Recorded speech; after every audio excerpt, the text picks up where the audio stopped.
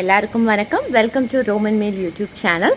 இன்றைக்கு நம்ம இட்டாலியன் குசின்லேயே ரொம்ப ஃபேமஸான white pasta, creamy white pasta எப்படி செய்யறதுன்னு தான் பார்க்க போகிறோம். அது ஒரு ஹெல்தி டச்சோட. ஸோ வாங்க வீடியோக்கு போகலாம். முதல்ல ஒரு சாஸ்பேனில் கொஞ்சம் சால்ட், கொஞ்சம் ஆயில் ஆட் பண்ணி கொதிக்க வச்சு அதில் வீட் பாஸ்தாஸ் நம்ம ஆட் பண்ணிக்கலாம். அதை ஒரு 10 மினிட்ஸ் நல்லா குக் பண்ணி எடுத்து ட்ரெயின் அவுட் பண்ணிடலாம். இப்போ அதே தண்ணியில் ப்ராக்கலியும் நல்லா பிளான்ச் பண்ணி எடுத்துடலாம்.